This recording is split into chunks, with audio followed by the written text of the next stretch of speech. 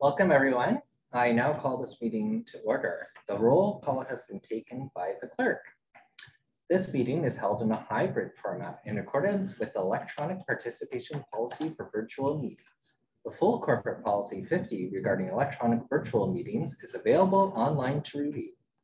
Staff and delegates participating virtually are reminded to keep their video and microphones off until requested by the chair or members of the committee. All cameras for virtual committee members shall remain on to ensure quorum. Members of the committee shall indicate they wish to speak by physically raising their hand. Members who are present in person will be given an opportunity to speak first, followed by virtual participants. All members of the committee will vote by a physical show of hands. Please leave your hand raised until the chair has determined the result of the vote. In the event of a connection service interruption that occurs and affects quorum, we may recess for up to 15 minutes to regain quorum. If quorum is not achieved, the meeting will be adjourned. All rules for delegation under the city's procedural bylaw will continue to apply. So with that, we'll get right into the meeting. It will be a little awkward for me the first time with a virtual meeting, but I hope to do my best. So item number 2 on the agenda is declarations of conflicts of interest. Are there any declarations of conflicts of interest with tonight's agenda? Seeing none, there are no presentations and delegations. So we'll move on to item 4.1, which is a circulation of a cultural heritage assessment report for a class environmental assessment for the downtown streetscaping. I will ask Gagan Batra, the Manager of Business Support and Sustainability, to provide an overview of the assessment. Gagan, lovely to see you again. Thanks, nice to see you too. Can you guys hear me okay? Yeah. Okay, sorry I couldn't be there in person, but I'll give this virtual a go as well. So thank you all for having me. As Nathan said, I am Gagan Batra, the Manager of Business Support and Sustainability in the Public Works Commission.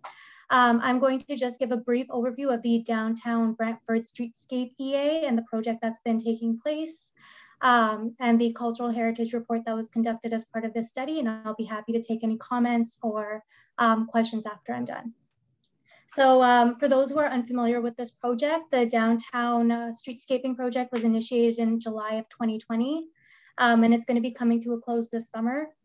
The study looks at the right-of-way only in the downtown core on Coburn and Dalhousie streets. That's the scope of this project. Coburn and Dalhousie from the west limit at Brant and Icom Drive to the junction on the east where PJ is. And the improvements that are considered in the right-of-way are things like, should we be moving from one-way to two-way traffic on Coburn and Dalhousie and the side streets within that area? Should we continue with parking on both sides of the street? Should we be adding bike lanes? Should we be allowing more furnishing zones and space for pedestrians to walk and gather? And should we be adding more street trees? And if we are, how do we accommodate all of these things in a very, very narrow right of way? Because from building face to building face, it's about 20 meters in the most narrow parts. So we're looking at what can we accommodate within that space that's the most narrow. And if we can do that, then we can do it in the other places that are wider.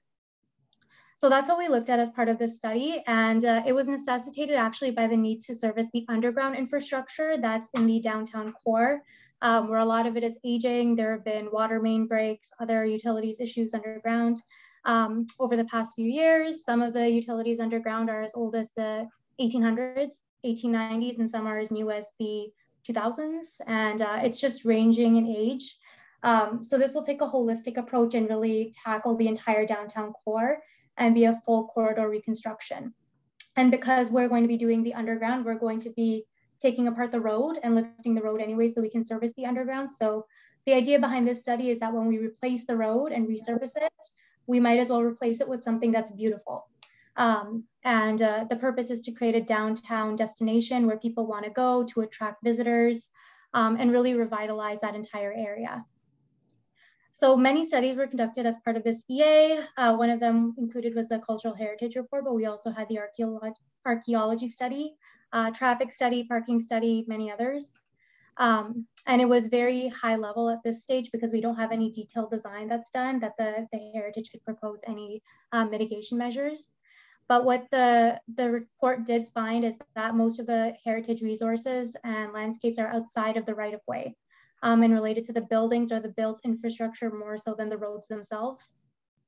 So it wouldn't have too much of an impact aside from the potential impact during construction, which can be mitigated and which will be explored during the heritage impact assessment. So the report did identify some positives, some of them being the opportunity for interpretive pieces to be added to the streetscape, either through benches, gathering areas, public art, where we make note of the heritage of the area, sympathetic designs, plaques, those types of things. So there were a few positives that come out of this design and this streetscape once it's all said and done. And some mitigation measures that were identified were doing construction away from the heritage resources to make sure there's no disruption of those resources, conducting the heritage impact assessment at the detailed design stage, which will be occurring after this project, sympathetic streetscape design to what's currently there, and interpreting the heritage resources through plaques, as I mentioned. So where are we with this project right now? So far, we're very close to the end of this environmental assessment itself, but the entire revitalization project is going to be many, many years in progress. We've conducted 3 public information centers where we've taken plans, designs, thoughts to the public, as well as many stakeholders throughout the past 2 years. And the last public information center we held was in April of this year, where we took the final preferred alternative to the public for comment to gather their feedback, see if they agree, if there's anything we need to consider outside of this. And that preferred alternative came after doing all of these reports and studies and several engagement sessions with stakeholders in the community.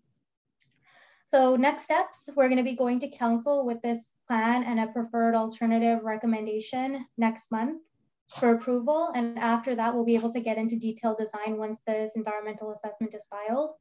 And at that point, we're going to be doing the heritage impact assessment. And after that, the detailed design then will be going to the actual construction phase. So that's just very high level where we're at with the project. I'm happy to take any questions, comments that the committee may have. Thank you. Thanks, Gagan.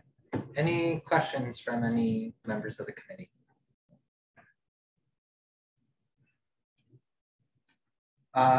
Okay, I'll ask one quick question then. So you mentioned that the EA, this is the part of the EA, and then the HIA would be the next thing, and that will of course come to this committee. Is that like a next year kind of thing? Through you, Chair, it really depends on when it can begin. My hope is that once this is approved at council, they have to give us the approval to file this environmental assessment, and that initiates a 30-day review period, which I'm thinking will probably end around the fall. And then we can, get a detailed design consultant on board to start doing that design. So likely next year. The plan right now as we have it as detailed design would be 2023 and 24. And 25 is when we would start construction. So I'm thinking it'll be next year. Perfect, thank you. Oh, go ahead, Beth. Gagan, you made reference to an archaeological study as well, and I'm wondering what the recommendations were. And the reason I'm asking is that there's been a concern that the archaeological site that had been found as a result of the Y work extends beyond the area impacted by the Y. So if there's potential there for an archaeological site to be found in areas along the proposed changes, and to identify that early rather than later would be beneficial to everybody. So I'm wondering what the recommendation was. Yeah, through the chair. Absolutely, that's something we looked at. I haven't received the final archaeological report as of yet, but high level, what the consultants have told me is that the report identified, it was a stage 1 that was done, so it didn't go too in depth at this point, but it identified areas of mixed potential. meaning if that's the case, then we would have to do further archaeological analysis, but that too would be at the detailed design phase once we figure out what the work that's proposed is going to be. Right now, we're very, very conceptual in what we're going to be doing, taking maybe like a 100-meter up approach to see what we're going to be doing.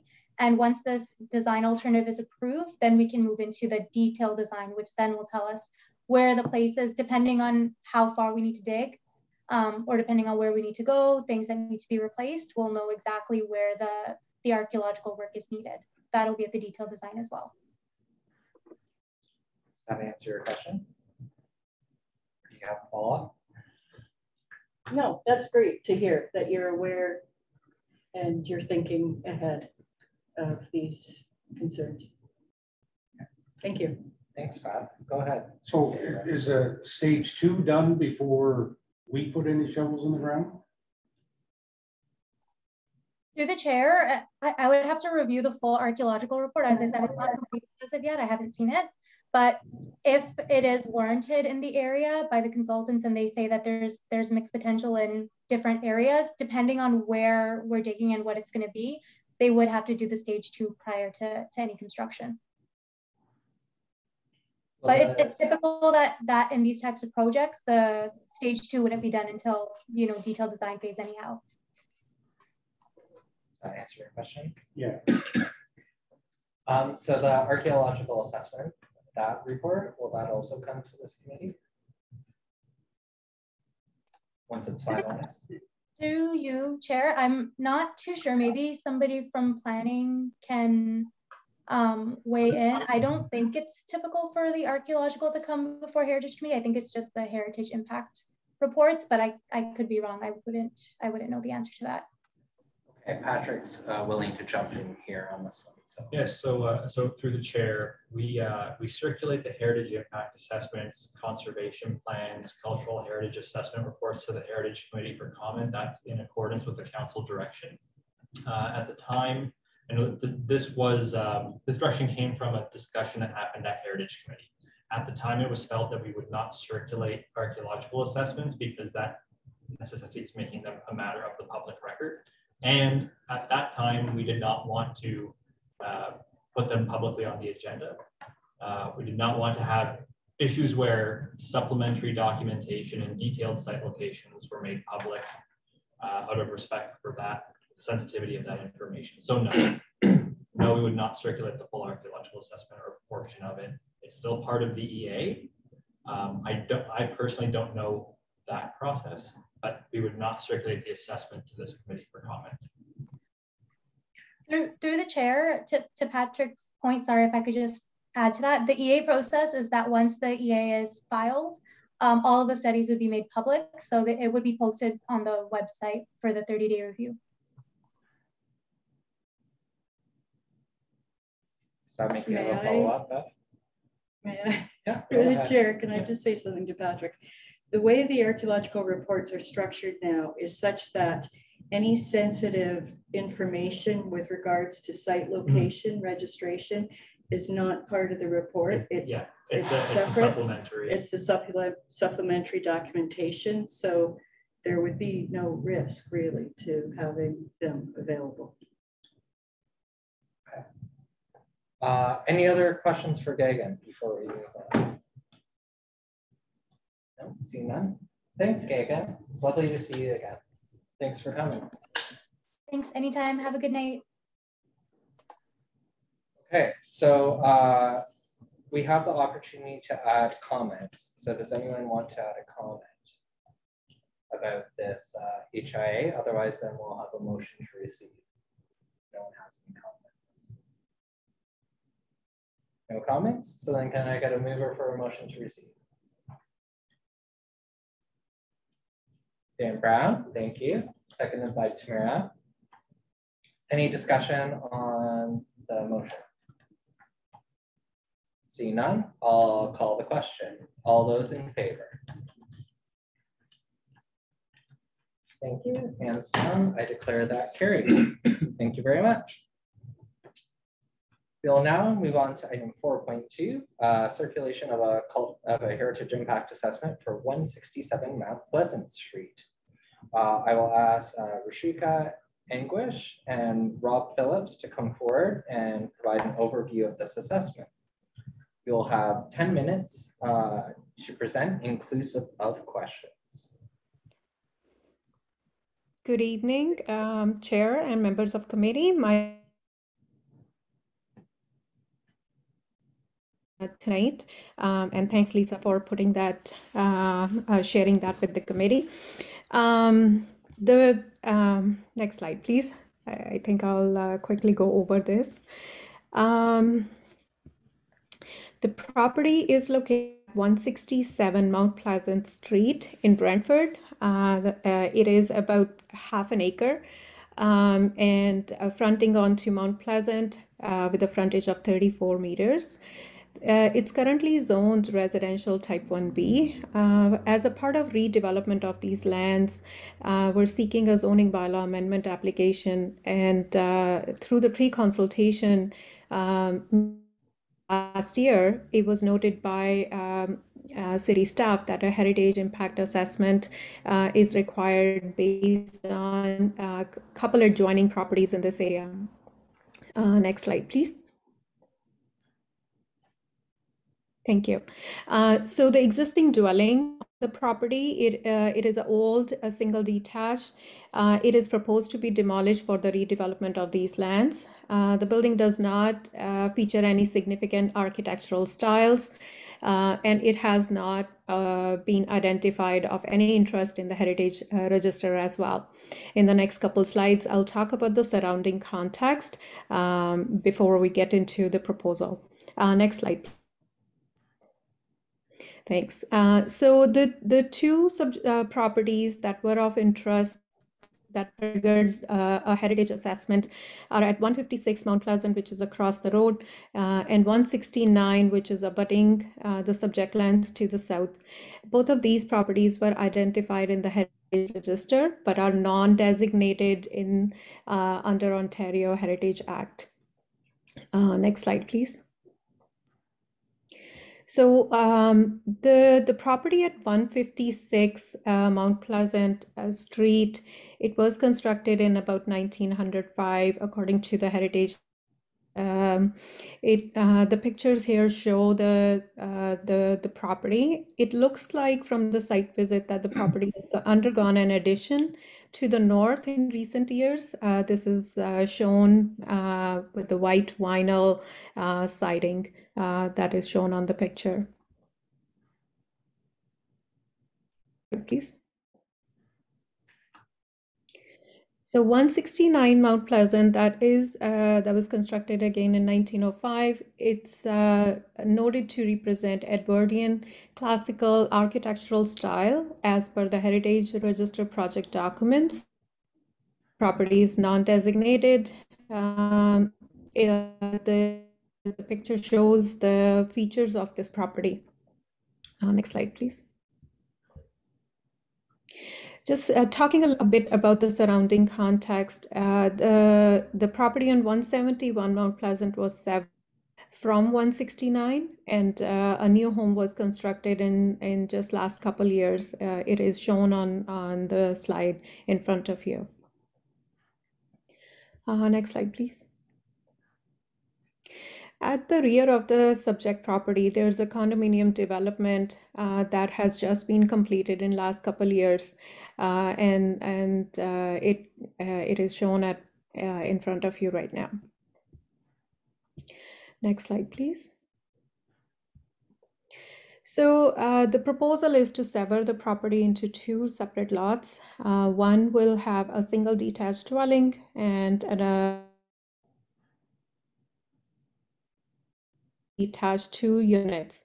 Have a common access point at the at Mount Pleasant.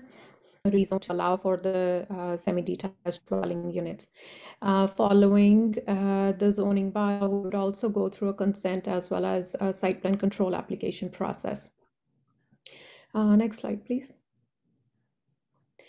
So these pictures show the conceptual renderings of the buildings that will be proposed on the site. We will be working on final details at the building design, and these will be completed during site plan control, but the materials shown in these renderings will remain consistent. What we are proposing is to keep the architectural styles within the neighborhood. Both the properties and the surrounding areas have been constructed using modern building materials in the late 20th century, and they don't represent any formal architectural styles considered significant or rare provincially or by the city. So the proponent notes that their concept is in keeping with the surrounding historical character. It is proposed that the construction of the dwellings will include red brick to complement the existing heritage listed properties. The proposed development, it will not result in any shadows that will negatively impact the heritage attributes. There won't be any direct or indirect obstruction of any significant views of these heritage listed buildings due to the construction of these new homes. It will not result in any overbuild of the site that will impede any historic character of the heritage listed properties as well. Additionally, we will also include a construction fencing that will be provided during the construction of these new homes to avoid any direct or indirect impacts on the existing buildings. So next slide, please. I think at this time, we're looking for support from the committee on the proposed zoning bylaw amendment application, and I'm happy to answer any questions you may have. Thank you. Okay, thank you very much. Any questions for delegation from any members of the committee? Okay, seeing none, thank you very much for your presentation. Thank you. So again, we have, yeah, okay. So we have an opportunity to add comments about this. Does anyone have any comments they would like to add? Sure, I got comments. Okay, Councillor Wall, go ahead. I do think that it's great that the applicant has taken into consideration the history in the neighborhood and is trying to make something that's going to fit in, as opposed to nothing wrong with modern architecture, but deciding to go about building in that way is just always it's always great to see. So I think that my comment is that it is appreciated that they want to have their construction fit in with the design and the flow of the neighborhood. Okay. So that's one comment. Does anyone else have any other comments? No? Okay, so then we need a mover and a seconder for comments. Moved by Dan Brown, seconded by Bev. Any discussion? Oh, and Michael, did you have a question there? Sorry. Or were you trying to second me?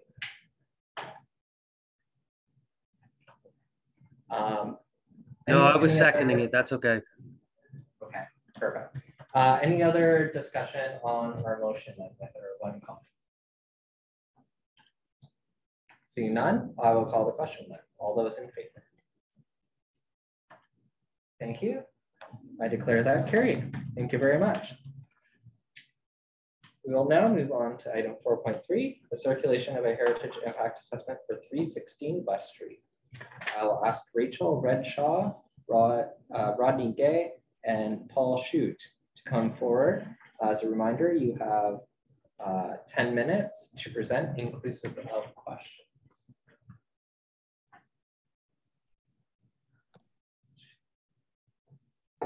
Just wait for everyone to get in the room.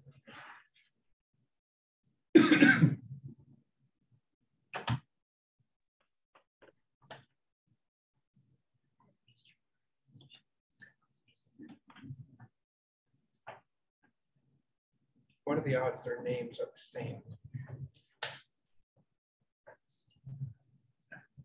I believe they're sharing. There we go. Sure. Yeah, I just corrected that. Sorry. There we go. Now we know who Paul is and which one's wrong. That's great. Okay, there you go. There's your presentation. Go ahead.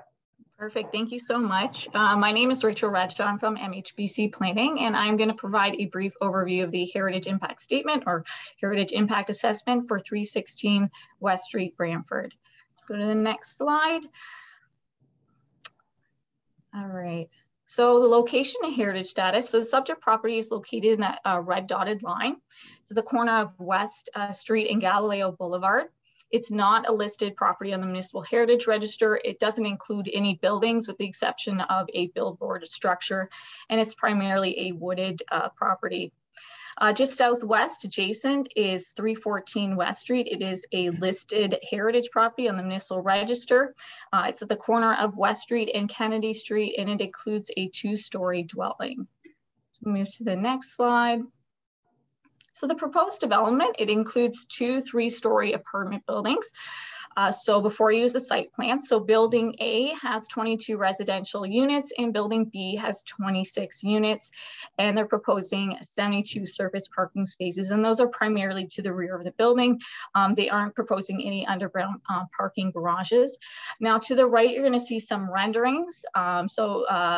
These are some renderings of the proposed development. You can see they use a neutral color palette. You can still see some of that wooded area of vegetation to the rear, and there will still be a tree line between 314 West and 316 West Street.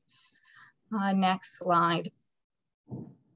Okay, so according to the official plan in section 3.4, the city requires a submission of a heritage impact statement or assessment as part of a complete development application, which is or includes or is adjacent to a cultural heritage resource or a potential cultural heritage resource. So that's why the applicant was required to do a heritage impact assessment.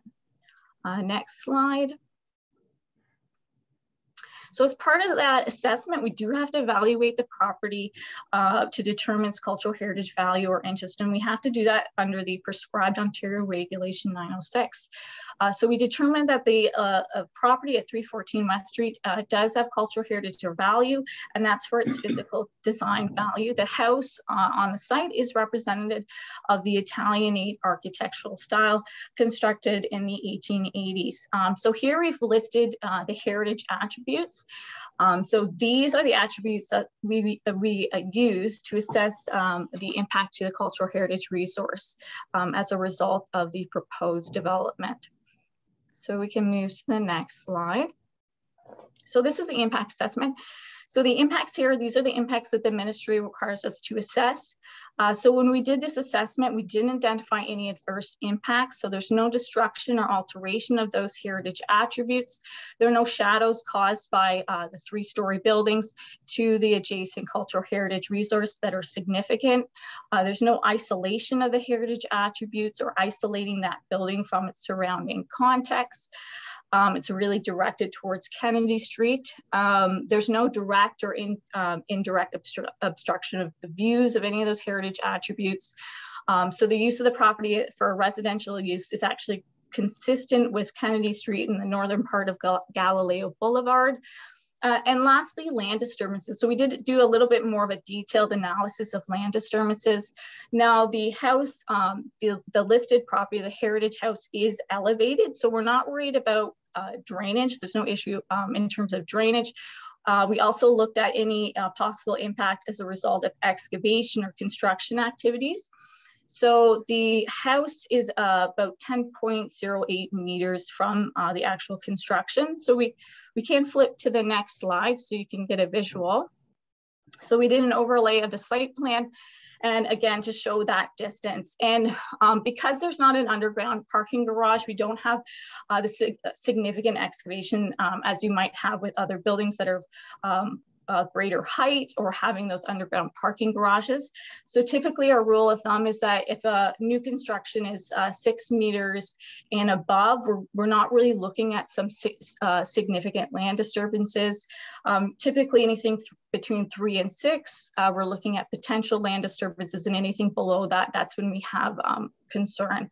So in this case, there is a reasonable distance that we are not anticipating any land disturbances as a result of the construction of the proposed development. So we go to the next slide. So it was very brief, but so in conclusion, we didn't identify any adverse impacts on the adjacent property. We did identify that the adjacent property does have cultural value or interest. So we've identified that the proposed development should be considered a neutral impact because there are no adverse impacts to the heritage listed property. So that's the end of my presentation. I am here for any questions. We also have Rod and Paul here as well for any other questions that I can't answer. So feel free to ask questions if you so please. Okay, we already got hands in the room, so this is good. Go ahead, Beth. Go first. Could we possibly pull up the last slide before your conclusion? My concern is there's quite a steep slope that you can readily see on your plan there between the heritage home and the building site. And will that slope be cut into by the construction of these two complexes? And if so, how would that be treated? Because it could have a negative impact on the heritage structure if it's not done properly. Yeah, through the chair. So they will have to some extent, cut through that because they are going to be constructing close to that. I'm not sure, maybe Rod can answer this, but they might be doing something like a retaining wall or something in there. It's still I would say approximately 5 meters or 6 meters to the line where the actual property line is. So you still have a bit of a reasonable distance there. But I don't know if Rod knows more about that. Sure, I can speak to that. Starting from the back, well, from the west end of the property, and I can't point it out on here, but there's the parking lines on the south end of the property. That you follow that parking line down, that's a retaining wall that does pick up the slopes coming down. And as you get towards the east end, towards the property in question, it tapers off to a level that is matching the existing grade at that point, and then everything flows towards West Street. So there's no impact on retaining wall construction at that point. We do have some smaller retaining walls immediately south of Building B, but that's simply just some landscaping retaining walls for an exit stair system coming out of that end of the building. Okay, does that help? Okay. Dan, go ahead. Is there a driveway through there as well as a retaining wall? No, the site's only a one access off Galileo, one access in and out. Okay, that answers your question. Any other members? Okay, Michael, go ahead.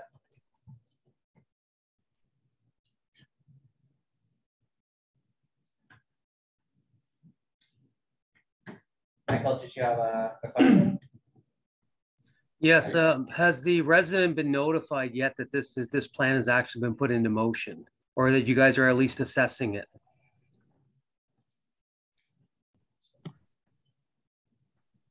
Oh, so yeah, sorry, we've actually lost quorum. Just bear with me. We'll see if we can get Christopher back online here. Oh, there he is. Good, thank you. Okay. There, sorry, go ahead, guys. Sorry about that. Thanks, Christopher, for fixing that problem. Go ahead, Michael, sorry. No, what my question was, has the resident of the heritage building actually been notified that you guys are looking at doing the land surveying towards putting a development property beside them?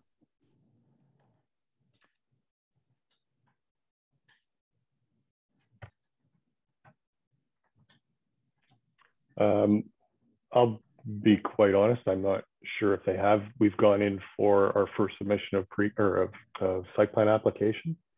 We are going through that process. But to answer your question directly, I actually don't have that answer, but we can certainly find out through our planner. Any other questions from members? Sorry, just to add to that, I know that there are new owners of the property since March of last year. I'm assuming that they didn't know anything about the project. Okay, that's a comment, not a question, so that's fine. Tamara, go ahead.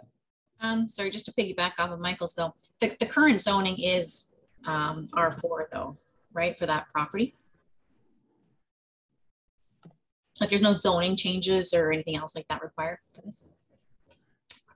No, that's correct. There's no zoning changes. Okay. I have Christopher, go ahead. Do you have a question? Yes, I do. I was going to ask in terms of environment.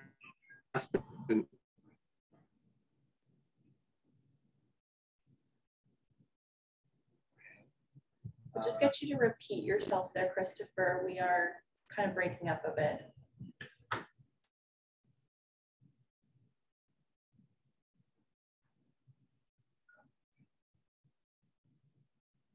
I think it might be because of his video and internet at the same time. He left the.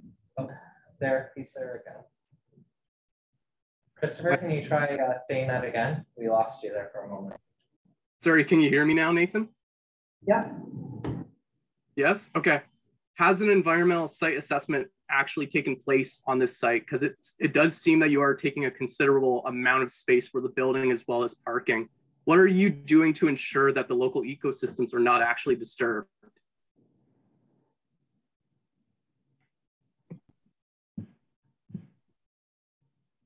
I guess through the chair, is this a question of regarding heritage? I think this might be a question related to another matter.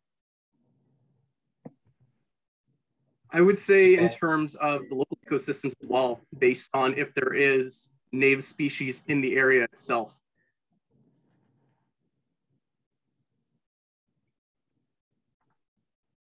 So we have done obviously for this type of building and development, we have done arborist reports and landscape reports identifying species.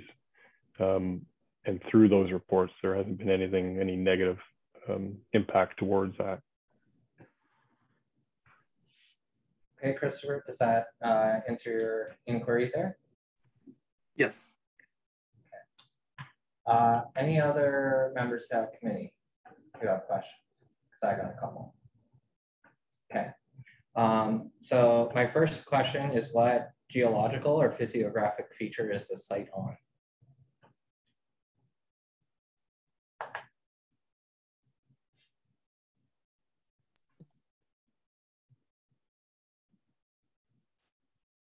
Sorry, could you repeat that? What geological or physiographic feature is the site on? So typically we cover that in like the archaeological report. So that's not something that we typically have in our heritage impact assessments. But I don't know if Rod knows that from other studies that have been done. Sorry, no, I don't. Okay. Are you doing archaeology, full archaeological assessment on the site? Under our site plan submission and requirement through pre-con, there's been no request for it. Okay. My last question, I guess, is in your report. I want to say on page 8. Scroll back to it here. There's a picture of steps. Where do those steps lead? Through the chair, yeah, that's a good question. We're not sure what they lead to. They're just randomly or spontaneously there. They look like they're mid-century era. So the only thing that, like, and I walked through the whole wooded area, which was quite an adventure, but there's no built features in there. There was one large mature tree that you see on that page, and they're actually retaining that tree. But the only thing that we found that was there was really these few steps, and we're not sure what those necessarily were for. Most of the historical cartography that we have doesn't show any buildings on that property. It was shown as a sort of a wooded area.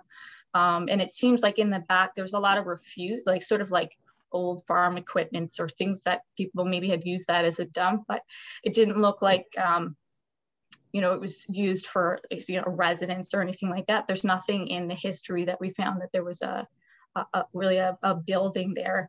The best as I can say is that we're not sure exactly what those steps were used for, but those were the only things that we really found on the site.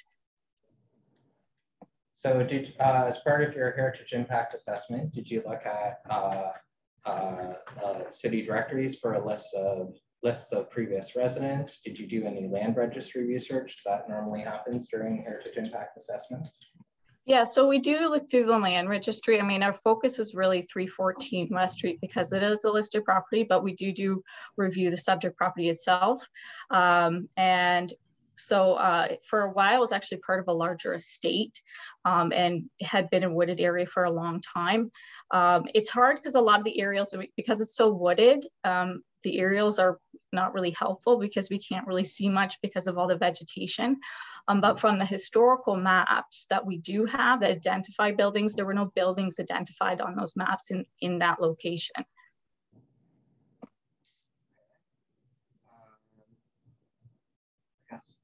My final thing, which I guess is more of a comment than a question. Page 18, you have a survey of the map of Brantford from 1833, which is actually owned by the museum, not by the Brock University Archives. And your circle is on the wrong street. It is not on West Street. It is on King George Road. So I'd ask you to correct that and put it on the other side of that George Road. That map. Okay. Okay. Sorry. Last question from Dan Brown. More of a follow-up comment. Late 80s, early 90s, there was a 2-story red brick house on the property that was demolished. So I know that there was a house there. Yeah. Okay. So that's it for questions for our presenter. We can now move on to comments. Does anyone have any? Oh, Michael, is that a comment or? Comment. Okay, go ahead. Just it's a three-headed horse. One, whenever you're taking down large vegetation like that, you're removing all the rooting that's down below, which I think could cause some erosion. So I think we should definitely making sure that there's some form of a retaining wall going in to protect the heritage building. I do, like I said, believe that the residents should be notified that this is actually a plan that they're trying to put in motion. And I also think that the comment should be made that this should be noted that should any damage occur to that house as a result of this build, that they're held accountable and reliable to fix it.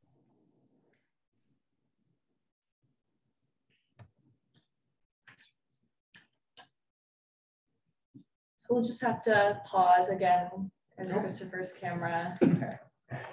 We say we're pausing for Christopher's camera, and then all of a sudden it comes back. Yeah. Okay, so we have a comment from Michael. Any other members of the committee have a comment? Dan Brown, go ahead. I'd like to see the 314, the foundation, be assessed just to see the condition that it is now, and partially through the project and final when the project's completed. Because if it is a stone foundation. Unfortunately, again, we will have to pause as it looks like we've lost Christopher again. Can you lose someone else as well? Yeah.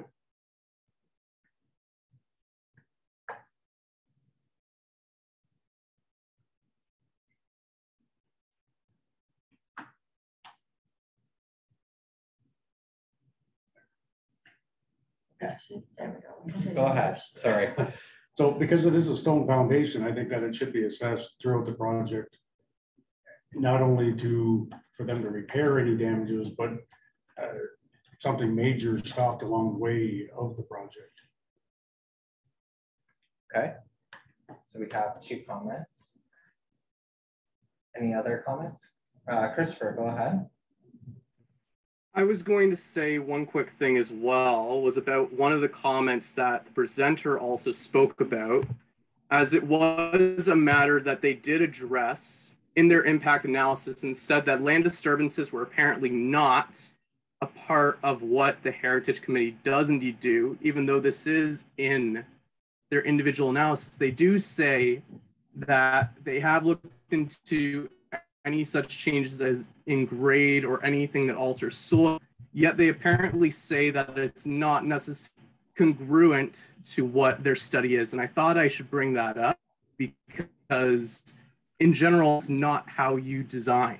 That's not how you build buildings. You try to preserve as much of the ecosystem and preserve heritage in the process as well. And I think that was something that got glossed over during the entire statement. And it was something I felt was not addressed. Okay, thank you for that. Any other comments? Okay, I have some things to say. So you can clearly tell from the reason I asked what physiographic or geological feature this is because it's very important to this area and why archaeology needs to be done here. This land feature is a delta. As you're coming down Terrace Hill Street or Dundas Street or West Street or Kennedy Street, all of this is part of a delta. And when you're coming down the delta and it levels off there along West Street, that's part of the lake bed. And even on all of their maps, it indicates a stream running along Galileo Drive. And if there's a stream there, then someone's lived there within the last 10,000 years. And that entire green forested area needs to be added to our archaeological master plan so that it reflects the actual history of that area and why it is important. Our natural heritage features are very important for conserving archaeological sites. Often they've not been developed before, and that is why archaeology needs to occur on them. I also have some concerns with what I might call a poor research done on this. There was a house there, and it was owned by a Frank Burkett, and perhaps the reason why all the farm equipment is still there on the site that the person found is because the person was a gardener. He was a gardener, and the person next to him at 314 was also a gardener. So it seems that they have missed a significant amount of research here in this heritage impact assessment. So with the help of our clerk here, are you able to share our comments on the screen so that everyone's able to see them? Yeah, just bear with me. There's some. I just want to tidy these up a little bit. I just want to make sure that everyone has an opportunity to see all the comments. And then perhaps if there's, you can make sure that everyone's comments are accurately reflected.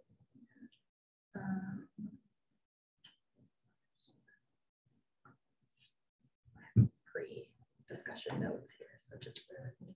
Yeah, go ahead.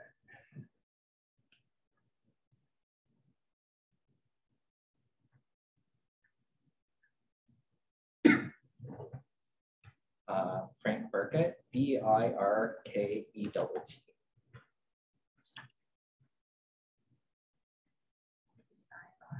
Yeah, there we go. Okay, everyone can see the comments.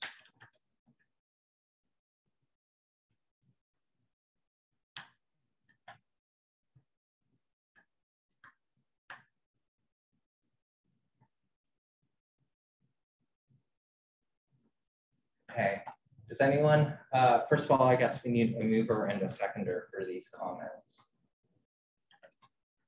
Moved by Lee, seconded by Michael. Any discussion on the comments? Does anyone want to clarify anything? Councilor, you want to clarify something? Yeah, go ahead. For staff. Okay, so the first question is regarding notice for the people who own the house. They have to do that, right? So through the chair, certain Planning Act applications do require public notice. Site plan is not one of them. But before this ever got constructed. So when the site was rezoned, okay, then yes, there would have been a notice to neighboring property owners within a certain boundary at that time. The site was already, I don't have that information. Something we can look up, and I can talk to the planner on file, but I don't have that information in front of me. I don't know when the property was rezoned. So our comment about asking, who is the comment going to? So this like, is that within?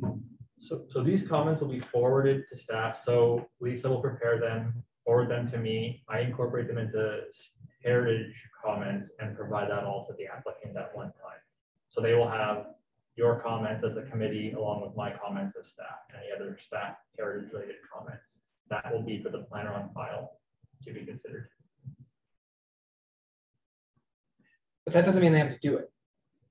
So as you'll note, Heritage Committee recommends that is the kind of the key term. So we're recommending it to the people who? The Brantford Heritage Committee recommends that the proponent consider the impacts of erosion. That the proponent. So I guess I'm wondering how we could change this, because what I don't like about this is that a member of this committee said that that ownership of that building has recently changed. It's unlikely that that person has any idea. Is there any way for us to ask staff to give notice to the owner that this is happening in their backyard? You can provide that comment through this resolution as a committee, but through our current process, the site plan is a very technical process. It's about the functional design of the property. The zoning bylaw stage is the conceptual use of that property. Is the property fit to be used as, 4-story apartment buildings with this many units? Is this coming to committee or council before those proposed apartment buildings could be built? Not through the site plan process. No, that is delegated to staff. I believe through some recent amendments coming to the Planning Act, that will actually be an obligation that councils delegate all the site plan approval authority to staff or a technical body, not the council. Okay. The province made that decision for its reasons. But so no, the concept of the use has been discussed at council at some point, and we can look into when that was. Yes. At the point of the site plan, it's the technical and detailed design of how that site will function and how it will relate to surroundings. So It's not about just, is this use appropriate? That was already determined by virtue of the zoning bylaw amendment having occurred. So all of these comments, just for clarification, everything that we just put up here is just going to get given to staff and then get given to the applicant. Yeah, and we do look at those comments when we prepare our own. They do get discussed through the site plan process. We have seen in the past comments. I think an example I can think of is with 60 Market Street South, there were comments about potentially reflecting the old rail line in the urban design of the parking lot, either through pavement treatment or other, and that was something the planner on the file actually really liked and has been have been trying to discuss that with the applicant. So it's not that these comments get locked in a box. We do take them into consideration, and we do act on them in some cases. It just depends on the nature of the comment. So anything that is related directly to heritage conservation, we do look at that very closely and see if there's a way to implement that. And then my final question, because I just honestly don't know the answer. This Heritage Committee, from my experience, has always been about preserving cultural heritage in buildings. Mm-hmm. Do we preserve cultural heritage in like trees? That's a multi-part, long and difficult question. Typically, ecosystems are handled through an environmental impact study that is done by professionals who have the accreditation in life sciences and biology and the environment. They look for endangered species. They look at the function. I appreciate the answer. We don't typically do that through cultural heritage. So the fact that the trees have been there for X number of years, it's not a part of the Heritage Committee's mandate to protect Like I may make the applicant squirm at this point with this answer. There are municipalities that have designated trees that have cultural heritage value, but that is because that tree is associated with some form of human history, not just because it is a naturalized woodlot. Okay. So that is why in this case, it was not considered through the heritage impact assessment. That property was not designated for cultural heritage value with respect to the trees. There's a lot to take in here. Thank you. Yes. I apologize for putting you on the spot. Yeah, we're having a good discussion with this one, which is good. Can I make another comment? The building facing West Street is building B. Is that correct? Unfortunately, the delegates are not able to provide any further comment. We've used that time. So this is the discussion portion within the committee. I would just like to make a comment that there be possible consideration to increasing the buffer between the building footprint and the residents at 314 West Street.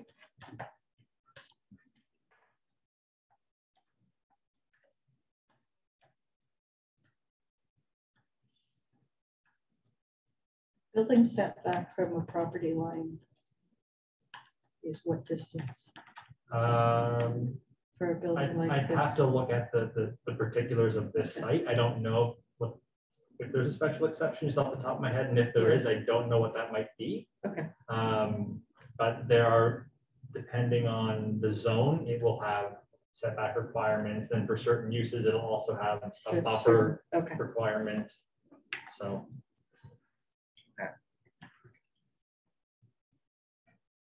Okay, I think we've done a good job with comments here.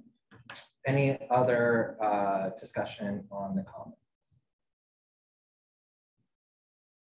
Okay, seeing none, then I'll call the question on these comments. We have a mover and a seconder.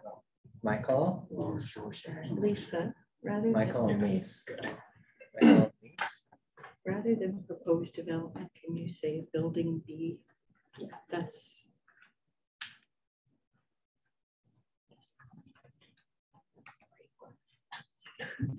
So who are your mover and seconder? Michael. Okay. And Lise for our mover and seconder. Lise, did you want to add something there? I see you've unmuted yourself. Yeah. Just a comment. The part where it mentions needs and archaeological, maybe it should say archaeological assessment. Okay, perfect. We've got that. Thank you. Sorry. Yeah. So we're going to be voting on our comments. Yeah. Sending our comments forward. So they've brought in a heritage assessment that we're not agreeing with in many different ways. Should we be voting on rejecting it for them to relook at it, to resubmit to? Yeah, the assessment's been completed. So the whole point of this is to provide consultation, and like this committee gets the opportunity to provide consultation. And so if there's other things that would speak to that assessment that you disagree with, it would be included in those comments. So if there's some other comment that would express that you disagree with the contents of the assessment. No, I think that all the comments speak to that. I just want to make sure that it goes as Josh was pointing out. Yeah, and that's Patrick explained sort of that process. Okay, clarified things. I'm sorry. Yeah. Can we request a follow-up from staff on this then? So we can put that. Chair, that can be one of the comments. If you have those foundational. I mean, it sounds like that's what we're looking for. Yeah, so you can make that your comment. It just right now the process by which we provide these documents to the committee for review and comment is for review and comment. That was the direction given to staff. Is this a new process? No, I don't know the exact date, and Nathan might remember it because I believe he was on the committee at the time, but it was before my time. Was it? I want to say 2017. Okay, sometime around there. So it's been happening for a little bit, but it feels new. Maybe it's just because we haven't done one in a while, and probably because we haven't done one in person in quite some time too. This meeting definitely has a different feel to it because of that too. Okay. So I think we're ready then. Did you want to add a comment then about I've that? added a note that they request a follow from staff following, like at what point? At the call of the chair, I suppose. If Nathan wants to ask for, I don't know when what do you want staff to follow up with you? Like, I suppose before they put shovels in the ground. So I mean, so through the chair, what I can offer is the site plan process does at times require applicants to resubmit if there are issues with the studies they provide. There may be iterations on their plan, whether from a technical nature for servicing water run, like surface runoff, and those may necessitate future submissions.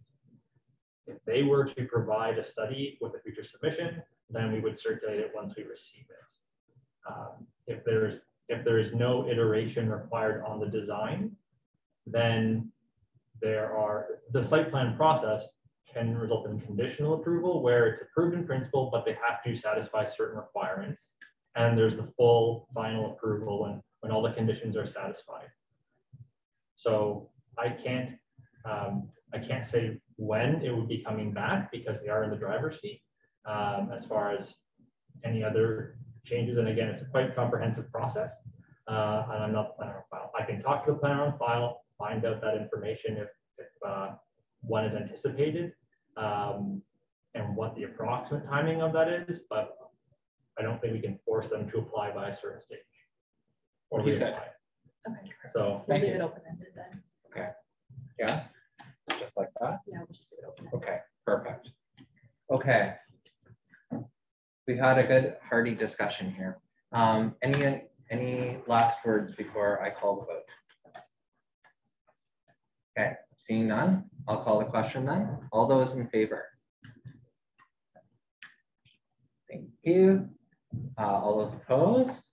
You just get a verbal from Chris, can you give us a verbal yay or nay?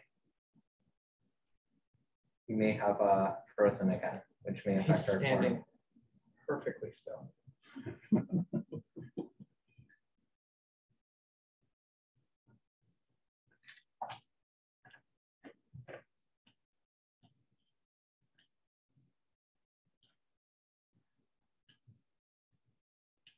While we're in recess, can I tell you how it amazes me that the cameras in here are better than the cameras in the chambers? I'm not even on the camera in the chambers. Can have our meetings in here. Right there. Okay, there we got Christopher back. Christopher, can you please indicate your vote on comments, yay or nay? Yay. Okay, thank you. I declare Sorry that about that. Yeah. All right, we're almost there. Yeah, we're getting through. We're on to 4.4, which is notice of objections to inclusion of 54 Alfred, 162 Darling, and 455 Coburn Street on the Brantford Heritage Register as non-designated listed properties. I have Dana and Anna Lou here to come forward to speak to this item. You will have 10 minutes for your presentation, inclusive of questions. So if you guys want to come up and stand in front of that screen, it's probably the best one for you. Yeah. Standing, sorry, facing which way? Face the table, specifically this guy here. Okay, all right. You guys hear me from here? Hello. Hi. It should be a relatively short presentation and then we can open up for comments. So my dad, David, is the property owner. I'm his daughter. I'm just here to kind of just liaise and be like the representative. So just really quickly, I'm not sure how much you guys know, so I'll give a little bit of a background here. Basically, we have two properties. I know there was 3 that was mentioned, but the 2 that we speak to is 54 Alfred, and then the other one is 162 Darling. These 2 properties have been considered for the inclusion, I guess, as a listed property, so we're not designated under the Heritage Act. We're here to just kind of express our objection, kind of verbally in person, give you kind of our point of view as to why we feel as though we would prefer to not have it be a listed property. So under, I think, the heritage assessment, the 2 property criteria or project criteria for why they were recommended as listed properties is really just boiled down to 1, criteria, which is that they represent a rare architectural style. So the first home here is like, I guess, Georgian home. And then the second home is a romantic revival. To be honest, like from like a property owner standpoint, I would say, you know, from our standpoint, our main focus is obviously to make these properties as income generating as possible. And one of the things that we're considering as well is, you know, we want to make these properties just better and nicer, especially the first property. If you look back to the first picture. Yeah, so I would say, you know, from like a curb appeal standpoint, you know, when you're walking down the street, our goal is so that, because currently they're being rented out to, I guess, more so lower income tenants. Our goal is to actually fix these guys up, demolish them. We do have zoning bylaw, I think, ability to actually turn these into duplex, triplex, or even fourplex multi-unit houses, which we feel as though would just make this property, you know, look really just better for the area overall. Our intention isn't necessarily to, you know, preserve the look of these, like the 3 bay windows. Like, we're not going to put a lot of our money and our, you know, into kind of preserving this look. More so our efforts are going to be spent on kind of making this neighborhood, making this property attracting maybe a higher, more income, you know, tenants, so that they do, you know, bring up the workforce a bit more in the neighborhood. For the relevant stakeholders, local businesses will get more business, you know, maybe the employers will see some more tenants coming through.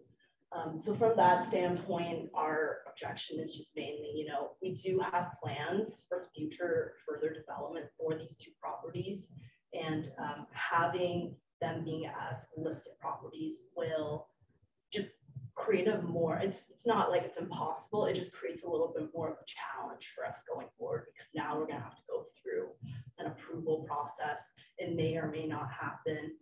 And then from our standpoint, it feels that, you know, like just looking at this property, it would just be better if we're able to make this lot look a lot nicer, and then bring in some maybe higher income tenants. And then the other aspect of it is, you know, from our standpoint, we also don't want it to be like a little bit of a slippery slope where, you know, now it's listed, but in the future, could that mean that it's going to be designated? And then if it's designated, then there's going to be even more restrictions with what we can and cannot do with the property. So that's just our standpoint, but happy to kind of answer any questions you guys have. Okay, any questions from anyone on the committee or our delegation?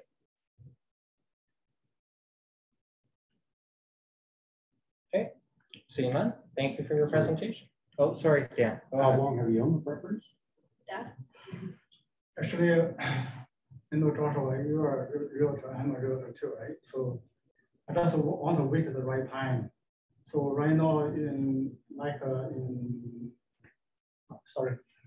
so first time to attend meeting here. So in March and before April, the market was so high up. So we are waiting for the right time, then we can do something. So I own this house over 10 years. So I did so much to the house. The house is the end of the life, I guess. Right? So someday we need to make it look better and nicer. So we have to make it Brantford look nicer, right? Okay, Councilor Wall. Hi. So at least one of the buildings, you can look at it, you can tell it has historical significance, like it's a statement. I mean, the Georgian one, I wouldn't have caught that as a heritage property. Georgian? Is that what it was? Georgian? Yeah. Was there any knowledge that these properties might be listed or designated when they were purchased? Did you know that they were going to be potentially listed? No, I didn't know that. Yeah. How did you find out that they were? Through this process. Like something in the mail or? Still mail. Yeah. And I would say these properties are considered under, I think it's like Project Group B. So they're at the very lower priority of what you would consider like a heritage property. They only meet like one, we were doing our research, they only meet like one out of like numerous criteria for what would be a heritage home. And for us to keep it as, you know, like, I think it's just the architectural style of it.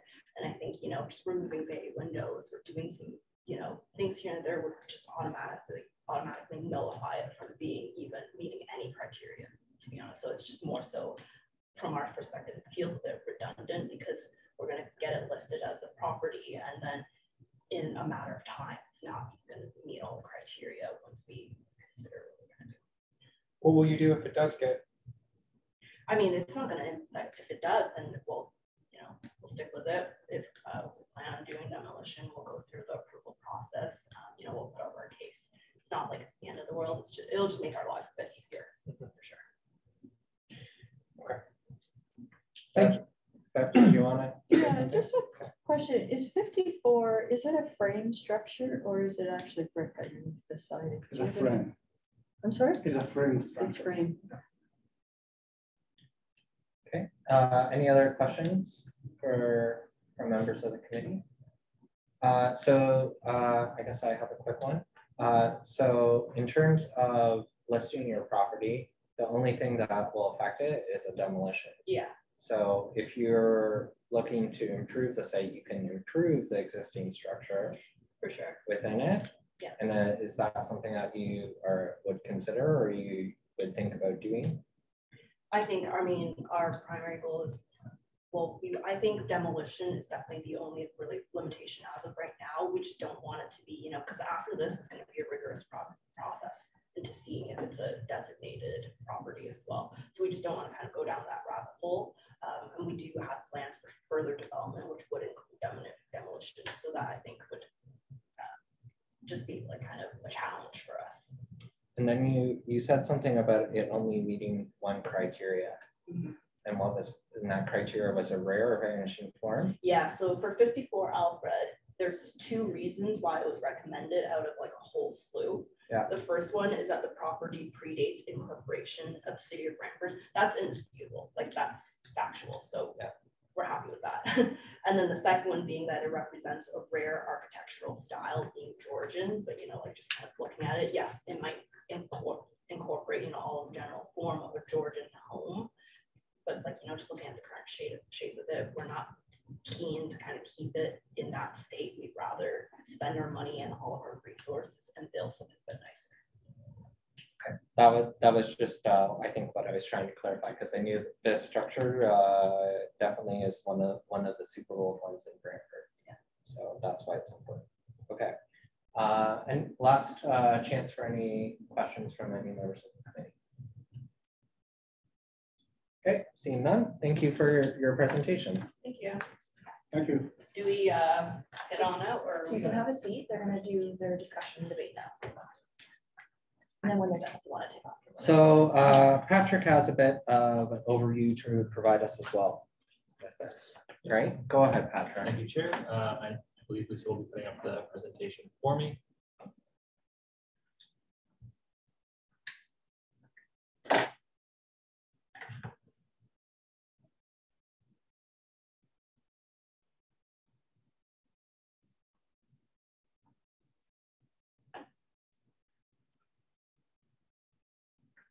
Thanks, Lisa.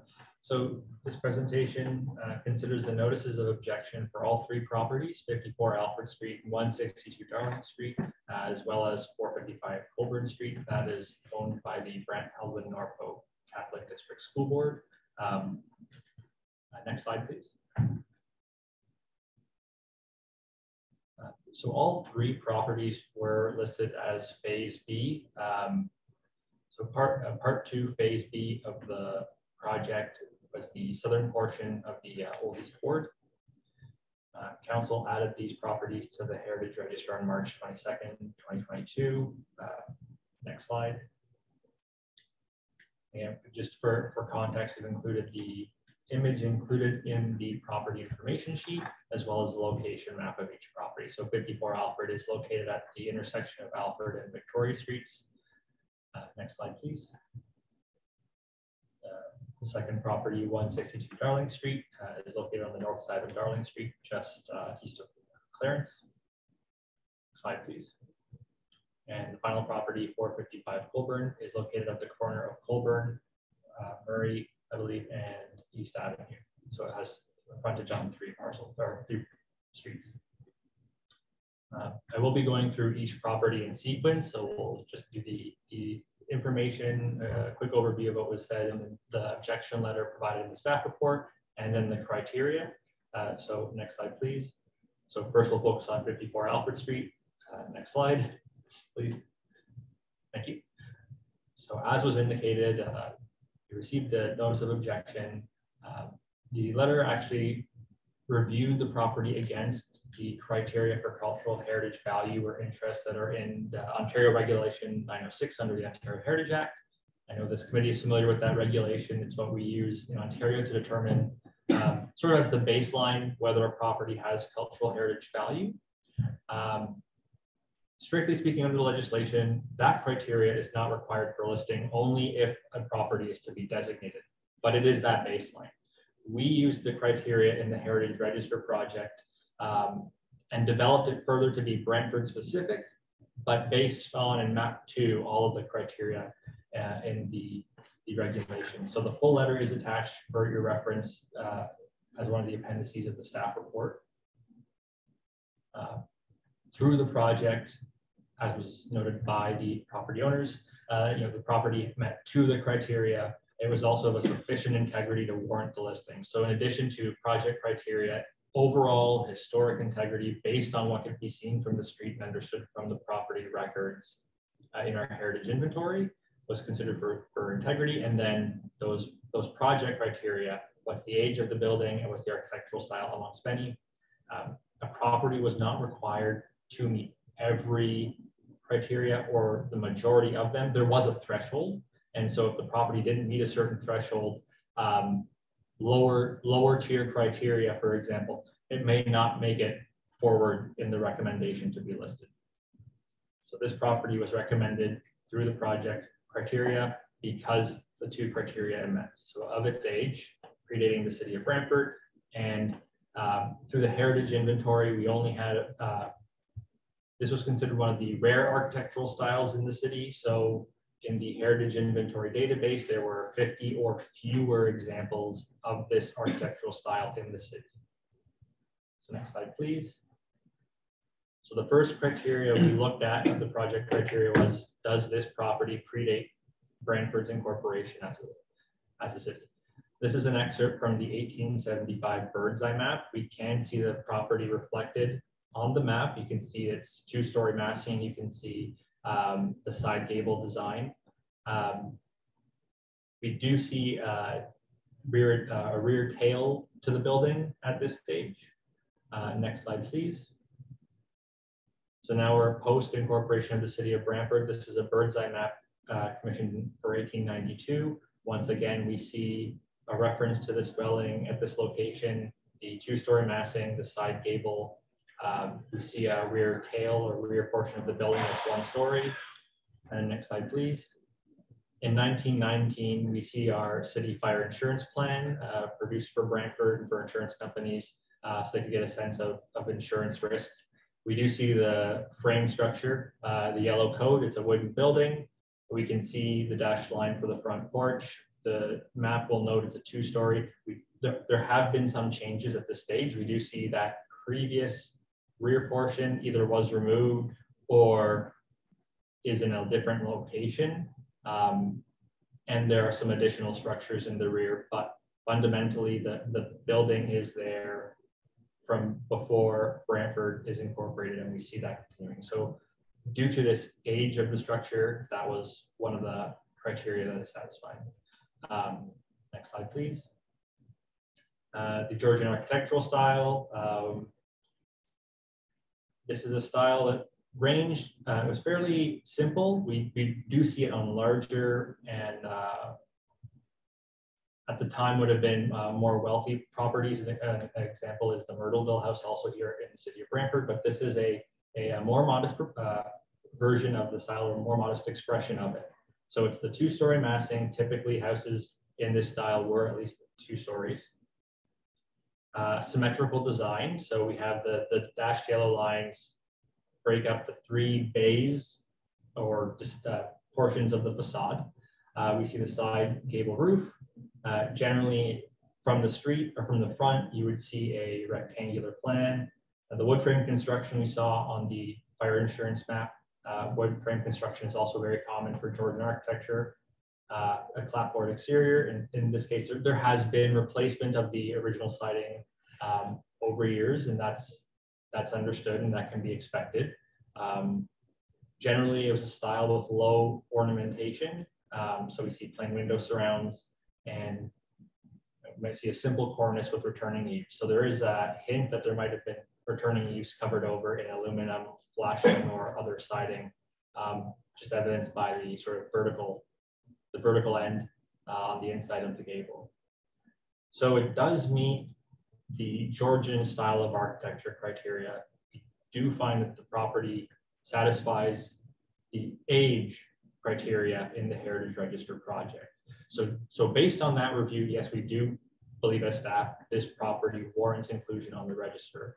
That won't stop interior renovations. I know there was a reference to the rights of the zoning bylaw for multiple dwelling units. We don't review that through the Heritage Register, subject to parking requirements and making sure they can provide parking accommodations. You would not see a review from the Heritage Committee if this property was to be altered in accordance with the zoning. But it would just stop a demolition outright. Alteration with a building permit, we would not review that as a heritage permit or have any sort of review process for that. Again, we are looking at our Heritage Register project criteria, and through the methodology that was established and standardized, this property does meet that criteria in the opinion of staff. Next slide, please. So moving on to 162 Darling Street, again, just the image from the property information sheet. I will give the property owners credit in taking their photo in the winter. We can see more of the building than I'm able to in the summer because of the street tree. Next slide, please. Again, we have a property that's considered to be a rare architectural style, and that's the Romanesque revival. Again, having fewer than 50 representative examples in the inventory. Again, I will credit the applicants, the owners, for looking at the Ontario regulation as the basis of their objection, and noting, again, also attached for your records, and I believe as part of the letter of objection that contextual and associated value was not something they felt the property had. Our review did not find that either. But we did look at the architectural style, and we did find that to be a rare one, and that the property was representative of that style very clearly. So next slide, please. So the Romanesque revival style, it's one of several Victorian styles. Again, still a bit tricky to find a good picture of the house without the tree having its leaves on, but I've tried to find another angle just quickly to demonstrate some of the features. So we see that 2-story massing, we see a multi-shaped roof. So what that means is a combination of various gables or slopes, various pitches, or just various projections. In the screenshot on the left-hand side, we see a short front gable projecting towards the street. On the picture on the right-hand side, there's the gable at the rear of the building projecting towards the side lot line. That's the example of having multiple projections. And it's general irregular plan. So these 2 projecting box sections, sort of a central square portion, that's the bulk of the dwelling in behind the porch. And then the porch having, actually, rather interestingly, a round corner turret. Red brick was very common at this time, and it was used extensively for Romanesque revival buildings. The window arches seen in the left-hand photo on both the ground and second floor, very, very indicative of Romanesque revival. I believe some photos provided by the property owner in their objection letters show some maintenance has been done to the building, some cases where mortar had to be repaired, and there was spalling of bricks and damage. We do see a bit of sagging with the porch. In the opinion of staff, these are 100-year-old buildings. It's not uncommon for bricks, even on much newer buildings, to have spalling and cracking issues. It's not widespread, but it can occur.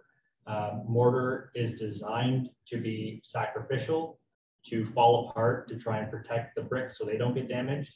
And it's easier to repair the mortar than cut out broken bricks.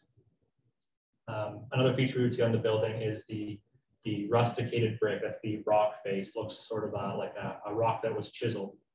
And we see that typically in the arches. We see a string course, that's a projecting row of bricks at the base of the arches on that front bay. So again, as a rare architectural style in the city of Brantford, this did meet the sufficient integrity given its age and reflect this rare style that prior to loss, it merits that discussion. Does that property have that historic value for its architectural style? So again, in our opinion as staff, considering the project criteria, we do feel that we are of the opinion that this property does warrant the listing based on the project criteria. Like the previous property, conversion to allow multiple dwellings, subject to the zoning bylaw, that's not something this committee reviews. It's a zoning matter, not a heritage matter. We would look at the exterior, even if the property was designated, we would look at the exterior fabric of the building. We would not look at the interior makeup of it. We do not do that level of review in our designation. Next slide, please. And so the final property that we received a notice of objection for at this time and is not owned by the same owners as 54 Alfred and West 2 Darling. This is owned by the Brant Haldeman District. Brant Haldeman Norfolk Catholic District School Board. This is 455 Coburn Street. It is the St. Mary's, I want to say, Catholic Education Center. Next slide, please. So this notice of objection, it was provided to the city. It noted two main concerns. The school board felt that the listing would constrain future alterations and that the current configuration of the building limits it to an educational use. Staff would respectfully disagree with that. We see many examples of schools that have been sympathetically altered and adaptively reused to other uses. And again, interior alterations are not something we would put through a heritage review. We look at the exterior character and how that relates to the streetscape. The board, even if the property is listed, is free to make internal or external alterations to a listed property without requiring a heritage permit. And the configuration limits it. Again, respectfully, staff would disagree. There are plenty of examples. There are some in Brantford and in other communities of institutional buildings being adaptively reused. So this property met more criteria than the other two. It meets 3 heritage register project criteria. So the first is the vanishing development theme, and that's a civic and institutional theme. The property represents a rare architectural style, that's the Neo-Gothic architectural style, and the property is located at the corner of an intersection and it responds architecturally to that location. So next slide, please. So first, for development theme, I have an excerpt here of the 1858 Tremaine map of Brant County. Next slide, please. Here we see Brantford in 1921. This is from a historical topographic map. This development theme applies to the sort of the use and the nature of the property. So with the civic or institutional theme, that's a school, a city hall, libraries, places of worship. They're all these community and institutional uses. We consider these vanishing. Next slide, please. Because as communities grow and expand, we see changes to the service population of the institutional use.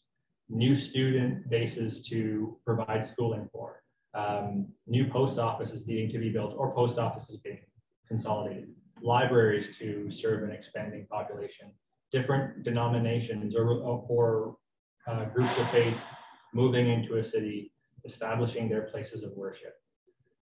In the case of the civic and institutional use, that change over time to serve their particular population means that institutional uses can go through changes.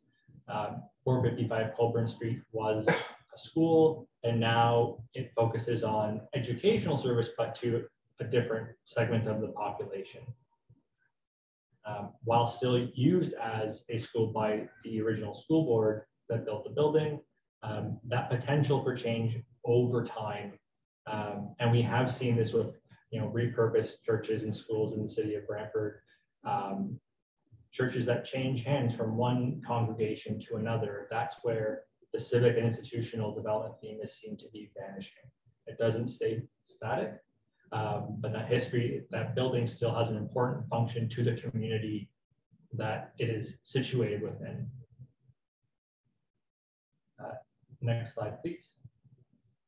With respect to its architectural style, this is a comparatively small school building in the city. However, it still does show us some important defining features of the neo-Gothic. First and foremost, its massing. It's 2 stories, has a flat roof, the brick and stone exterior. Next slide, please.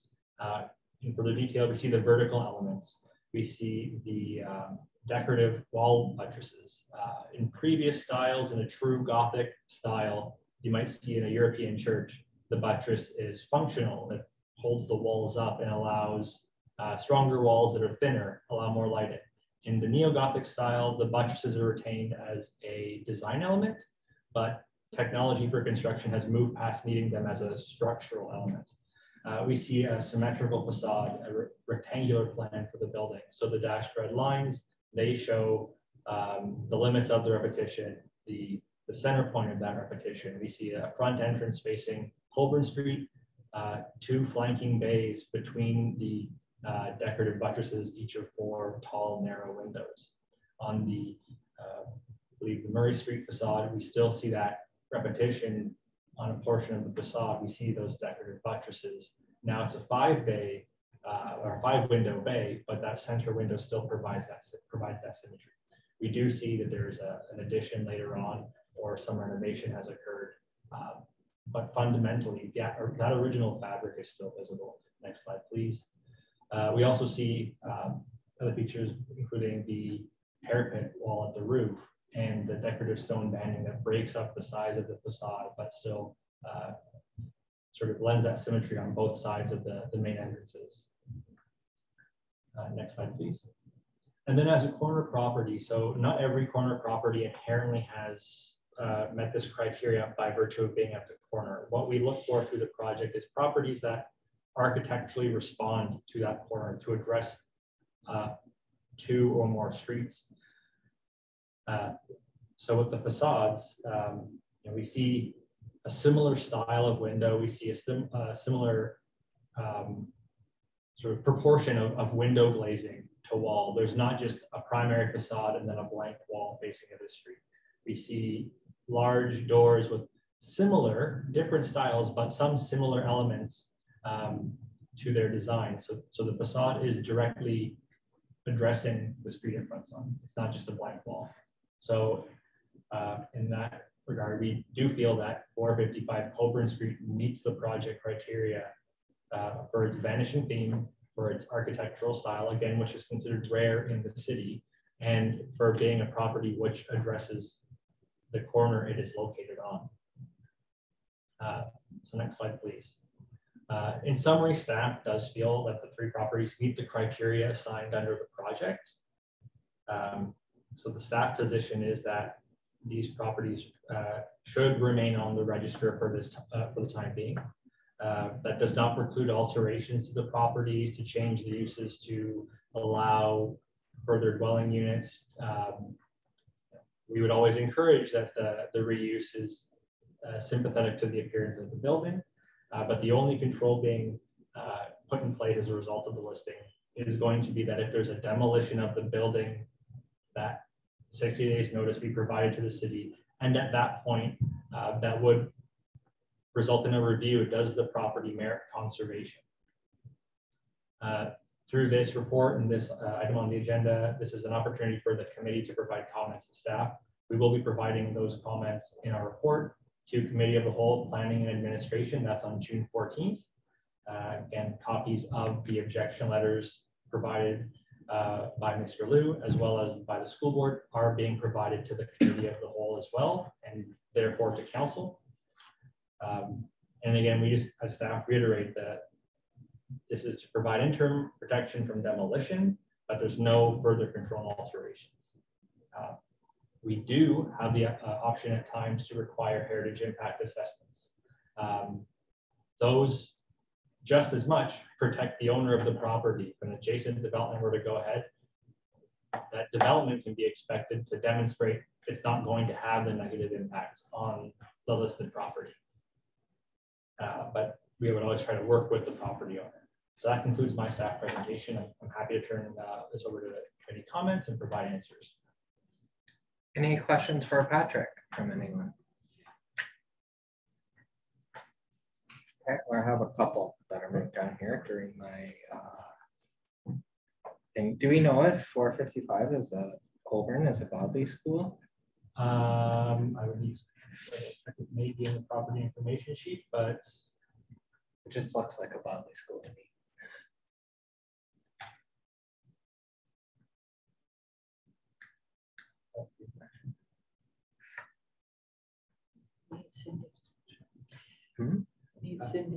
Yeah. We don't have anything about that on the property information sheet. Those had additional information generated from the inventory. It's possible that was just never determined when the inventory was created. But that would, if an HIA was required as a result of something, we would expect them to look into the history of the building. Yeah. Okay, perfect. And then when we did our heritage register project, we had numerous groupings of properties. We had an A set that we did first, and we worked through a B set, and there was also a C set, correct? I don't think the C set was the one. I don't think they met enough project criteria to actually warrant.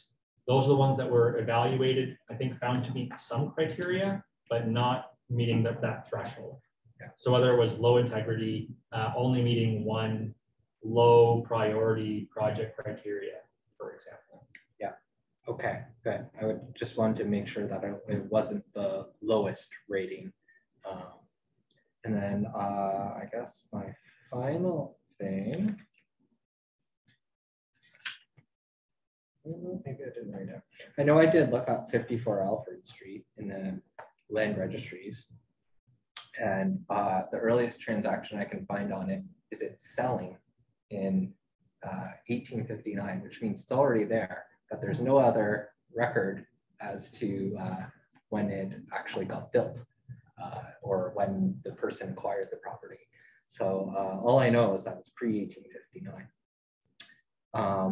And then my other very brief comment was, because we talked about 54 Alfred Street, and previously we had talked about water retention pond being put in, and we see all those former mill ponds and water existing in that one spot. So I just wanted to highlight that, throwback to a previous meeting. Okay, so we have an opportunity to include comments about these. Oh, sorry, I had one other question. I just remembered it. So these have already been approved. They are already on the heritage register. Okay, perfect. So they're already listed. So if any one of these three property owners wanted to demolish the structure, they would have to go through the full process. Yes, so they would give us 60 days notice. We would bring that as a report to this committee for comment, committee of the whole for discussion, and then council would get that recommendation and make that decision on, does the property warrant designation or conservation? The conservation option would not be put down with the benefit of the Heritage Act, but it might be about working through the proposal with the applicant, finding a way to incorporate the building. But that's fundamentally the test for when demolition occurs. Does this property actually merit the designation? Okay, perfect. Okay, questions? Any comments for this report? Does anyone want to add comments? If you don't want to add comments, then we can get a motion to receive. So I don't see any. Oh, sorry. Sorry, I can't move that.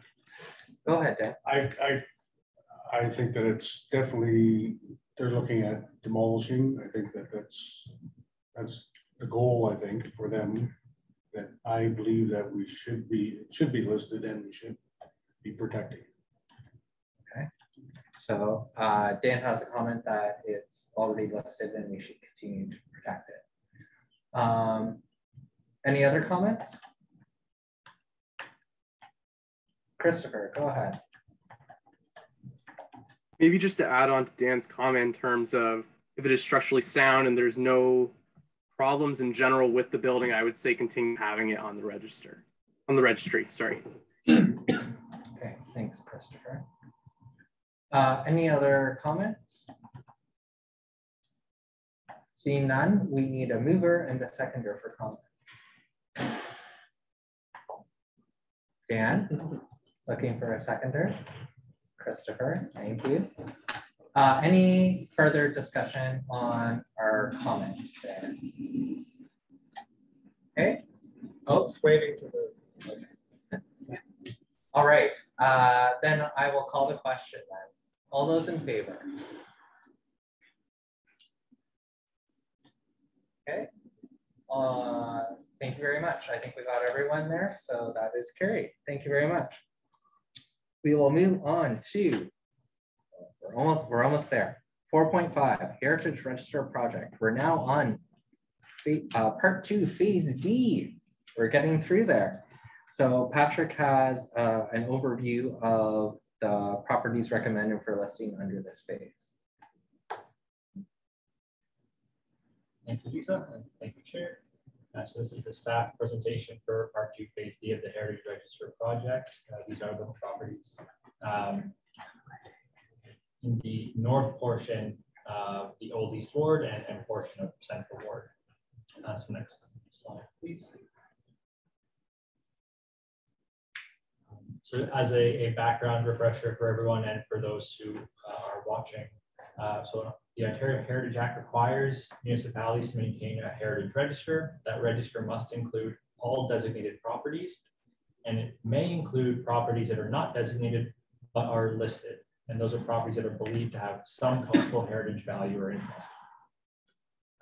In order to list a property, council approval is required, and council must consult with its heritage committee to add or to remove those properties.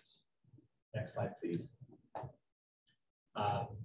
To recap the difference, a designated property is regulated by municipal bylaw that's registered on title. The city has 90 days to review a demolition permit and make a decision to approve with conditions, or to refuse the permit. The owner can appeal conditions or refusal. And then a heritage permit is required for alterations or renovations that may affect the property's heritage attributes. A listed property which is not designated has no legal documents registered on title. The city only has a 60-day period during which to review a demolition permit, and then it can consider options for conservation. If a decision is not made within that 60-day period, the demolition permit proceeds as normal, so they can submit it under the building code. A heritage permit is not required for alterations or renovations to a listed property. It's not a design control. It is purely to stop demolition for a short time period and allow for discussion. Next slide, please. Part 1 of the project was conducted between 2017 and 2020. 832 properties identified for listing in that phase. And then in August 2020, council approved the listing of the first 98 priority group A properties.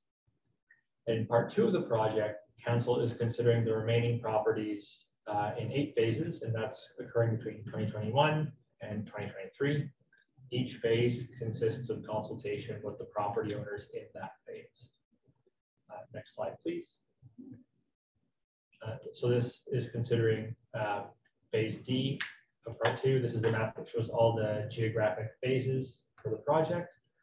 In part 1, 84 properties in area D, which is shown with the red arrow, were identified as candidates for listing, subject to further review in part 2 of the project. So next slide, please. So the city's consultant, ASI, reviewed demolition and building permits, and they completed a windshield survey to verify that there were no, or if there were, any substantial physical changes to properties. And that would be changes that would affect their cultural heritage value. The city, we sent notice to property owners on April 22nd for a public information center held virtually on May 9th. There were 3 attendees to this public information center. We did have more registrations, but only 3 people were ultimately able to attend. Based on that windshield survey and review, only 78 properties of the original 84, or I should say 78 properties of the original 84 were recommended to be added to the Heritage Register as non-designated listed properties. We also received 5 requests to not add properties to the Heritage Register. This is 5 of the 78 recommended properties. The requests came both via email and through phone call. Next slide, please. Oh, and actually, I should just note, of the 3 attendees, they were all generally positive in their attitude towards the Heritage Register project. So the 3 properties that were reviewed by ASI and were found and recommended to not be carried forward, they were rated inconsistently in that phase 1 review of the project. So 208 Market Street, it's located at a corner, but it does not actually appropriately address that corner. There's a blank facade and a billboard. There's no real articulation of the building towards that corner. Again, 2 active facades with windows or entrances. So without the corner property criteria, it doesn't meet sufficient number of criteria to warrant listing on the register. So that would have been basically bumped down to that sort of phase C, or that group C of like the low priority did not meet project criteria. 78 Marlborough Street was further reviewed at phase 2. And based on that review, I believe that it's actually been altered significantly more than was originally believed. So it's considered to be low integrity and therefore not recommended for listing. And then 21 Sheridan Street was originally believed to be older, predating the city's incorporation, but there was no building permit information to verify that. An adjacent property to 21 Sheridan Street is considered a sister property, has the same design. And there was a building permit on file for that property. It was 1898, I believe, which suggests that these were built at the same time by the same builder. And therefore, this building does not predate the city of Brantford. It did not meet sufficient criteria to warrant listing based on the project methodology. In addition to those 3 properties, next slide, please. We have 3 properties at Market and Chapman Streets. Now, these properties were previously evaluated by a heritage impact assessment. That was brought to the Heritage Committee in February 2020. The committee provided its comments to staff and through staff to the applicant. Unfortunately, these properties are scheduled for demolition as part of the redevelopment. And so while they were originally flagged for listing on the Heritage Register, because they have been evaluated by that Heritage Impact Assessment and not recommend and will be demolished for redevelopment, they're not being listed. Next slide, please. So with respect to properties that are recommended to be carried forward and recommended for listing, these are the 5 properties for which staff have received letters objecting or requesting the property not be listed. So whereas the prior report dealt with a formal statutory objection to a property that has been listed, these are letters sent to staff through public consultation. They're not the same form of statutory objection, but if listed, these owners are free to use their right to object. So 129 to 131 Market Street was found to meet the criteria that it does predate the incorporation of the city of Brantford and it's representative of the Italian style of architecture. Staff believes that while there is an objection, the property does meet that criteria, or those criteria.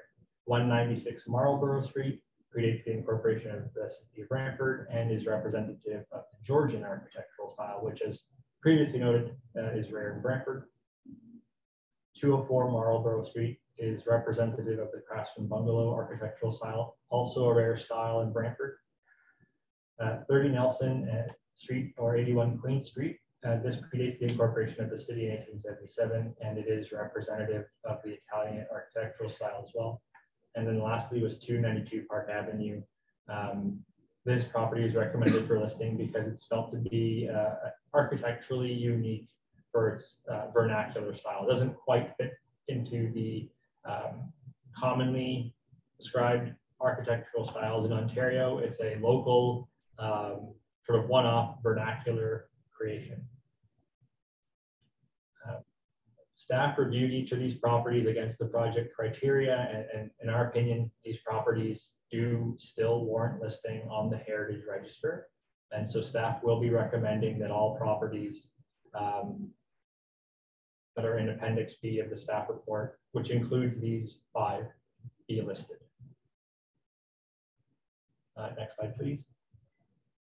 Staff are providing this report to the Brantford Heritage Committee for consultation. This will be the formal consultation that Council has with its Heritage Committee.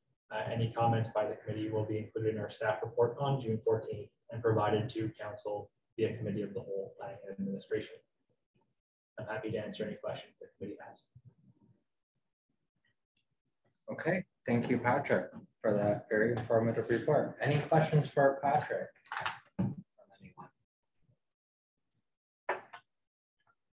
No? Okay.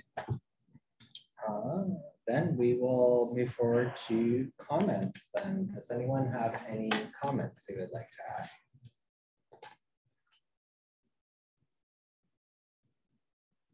No, no comments.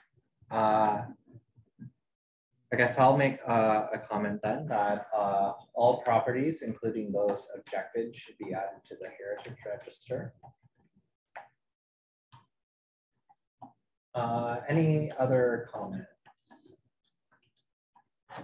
We need a mover and a seconder for comments, please. Moved by Michael, seconder. Tamara, thank you very much. Any discussion on our comment? Seeing none, I will call the question then. All those in favor? Thank you. That's unanimous. I declare that carried. We're almost there. We're on to 5, which is the minutes. So I'd ask you to review the minutes. Any errors or omissions that need to be corrected in the minutes from our last meeting? If not, I will seek a mover and a seconder for approval of our minutes. Moved by Michael and seconded by Tamara. Any further discussion on the minutes? Seeing none, I will call the question. All those in favor? Thank you. I declare that carried. Subcommittee updates.